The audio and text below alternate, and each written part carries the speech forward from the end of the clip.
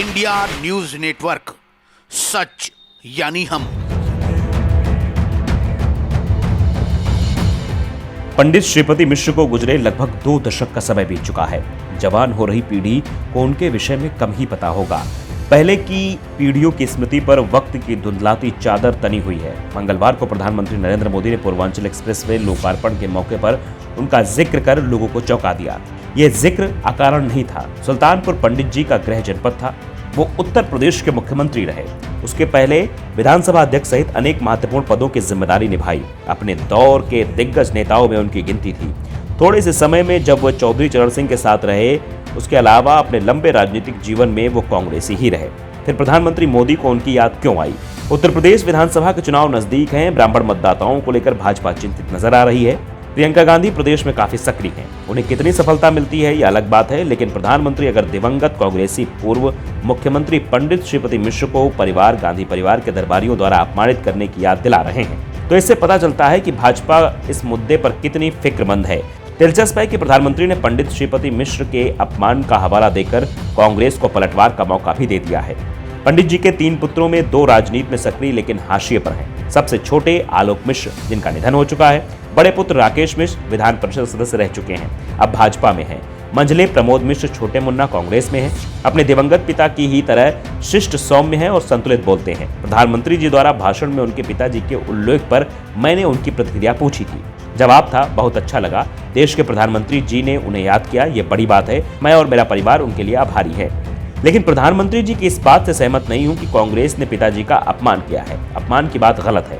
कांग्रेस ने प्रमोद मिश्र को भले कोई जिम्मेदारी ना दी हो, लेकिन वो पूरी निष्ठा से कांग्रेस के साथ हैं। उन्होंने कहा कि अब जब अपमान की बात हो रही है तो भाजपा बताए कि उनके बड़े भाई राकेश मिश्र को उनसे कौन सा सम्मान दिया है। रीता बहुगुणा जी के साथ राकेश मिश्र भाजपा में शामिल हुए थे और तब उनसे बड़े बड़े वायदे किए थे, लेकिन वहां वो उपेक्षित ही हैं।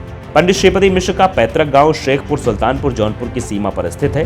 यह गांव जौनपुर जनपद में आता है, लेकिन पंडित जी की सार्वजनिक राजनीतिक सक्रियता का केंद्र सुल्तानपुर ही रहा। एक लंबे अरसे तक सुल्तानपुर उनके जरिए पहचाना जाता रहा। न्यायिक अधिकारी के तौर पर करियर की शुरुआत करने के 4 साल बाद पंडित जी वकालत और राजनीति में सक्रिय हो गए। फौजदारी मामलों के अग्रणी वकीलों में उनकी गिनती होती थी। 1962, 67, 69 और 1980 में वो सुल्तानपुर की क्रमशः चांदा, जयसिंहपुर और इसौली सीट से विधायक चुने गए। 1967 में चौधरी चरण सिंह के साथ कांग्रेस छोड़ने के बाद उत्तर प्रदेश विधानसभा के उपाध्यक्ष हुए। 1969 में बाबू गणपत सहाय के निधन के बाद सुल्तानपुर लोकसभा सीट से उपचुनाव में भारतीय क्रांति दल के उम्मीदवार के तौर पर बेहद कड़े मुकाबले में उन्होंने कांग्रेस उम्मीदवार डॉक्टर कैलाश नाथ सिंह को 205 मतों से पराजित किया था। इससे कुछ दिनों बाद ही राज्य में चरण सिंह और कांग्रेस की साझा सरकार में वो राज्य के शिक्षा मंत्री बनाए गए। 1970 में वो उत्तर प्रदेश विधान परिषद के सदस्य चुने गए। आपातकाल के दौरान वो राज्य की मूल्यांकन परिषद के अध्यक्ष और फिर राज्य योजना आयोग के उपाध्यक्ष भी रहे। 8वें दशक में वो अपने राजनीतिक करियर के शिखर पर थे। 1980 में इसौली से विधायक चुने गए। कांग्रेस की सत्ता में वापसी हुई और पार्टी ने उन्हें उत्तर प्रदेश विधानसभा अध्यक्ष की महत्वपूर्ण जिम्मेदारी दी। यह दौर था जब गांधी परिवार अमेठी को अपनी राजनीतिक कर्मभूमि बना चुका था। अमेठी तब सुल्तानपुर जिले का ही अंग था। 1980 में पंडित जी को विधानसभा का टिकट और फिर अध्यक्ष पद संजय गांधी से निकटता के कारण प्राप्त हुआ था। इंदिरा जी और राजीव गांधी का भरोसा भी उन पर कायम रहा। विश्वनाथ प्रताप सिंह के इस्तीफे के बाद 19 जुलाई 1980 को राज्य के मुख्यमंत्री बनाए गए। अगले 2 वर्षों तक राज्य की कमान उनके हाथों में रही। 2 अगस्त 1984 को उनका पद से इस्तीफा हुआ। 1984 में वो मछली शहर जौनपुर से सांसद चुने गए। पंडित जी की छवि एक साफ सुथरे और निर्विवादित राजनेता की थी। अयोध्या, जो अगले कुछ वर्षों में संघर्षों का केंद्र बनी, वहां राम की पौड़ी घाटों के पुनर्निर्माण और विकास के ठोस प्रयास उन्हीं के कार्यकाल में शुरू हुए। अयोध्या और चित्रकूट के रामायण मेलों का श्री गणेश भी उन्हीं के प्रयत्नों से हुआ। पंडित जी उस पीढ़ी के नेता थे जो अगर अनुशासन का पालन करना जानते थे तो नेतृत्व से वैचारिक असहमति की भी अभिव्यक्ति का साहस भी रखते थे। शाहबानो प्रकरण ऐसा ही मामला था जिस पर राजीव गांधी सरकार के फैसले पर उन्होंने पत्र द्वारा सवाल उठाकर विरोध दर्ज किया। ये पत्र उनके कांग्रेस से निष्कासन का कारण बना, लेकिन कुछ दिनों बाद ही उनकी पार्टी में वापसी हुई। 1989 में उत्तर प्रदेश में कांग्रेस का अवसान शुरू हो गया। बढ़ती उम्र और बिगड़ते स्वास्थ्य के बाद पंडित जी की सक्रियता भी कम होती गई।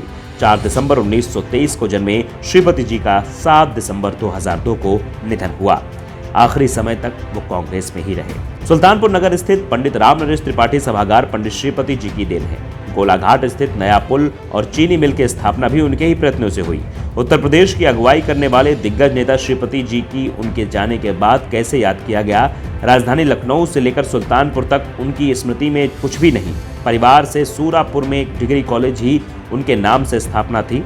प्रमोद मिश्र बताते हैं कोरोना के दौर में वो बंद हो गया। प्रधानमंत्री मोदी जी ने उनकी याद दिलाई है। कांग्रेस और गांधी परिवार पर प्रहार के जरिए ही सही तो क्या केंद्र या राज्य की मौजूदा भाजपा सरकार पंडित श्रीपति जी की स्मृति में कुछ करना चाहेगी?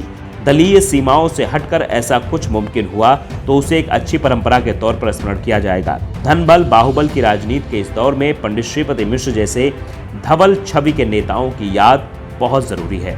इंडिया न्यूज नेटवर्क के लिए वरिष्ठ पत्रकार राज खन्ना की स्पेशल स्टोरी। इसी के साथ देखते रहिए हर शुक्रवार राजनीतिक सरोकार एपिसोड में राज सत्ता से जुड़ी विशेष स्टोरी देश के वरिष्ठ पत्रकारों के साथ सिर्फ इंडिया न्यूज नेटवर्क पर। इंडिया न्यूज नेटवर्क को सब्सक्राइब करें व बेल आइकॉन दबाएं ताकि आप रहें खबरों के करीब।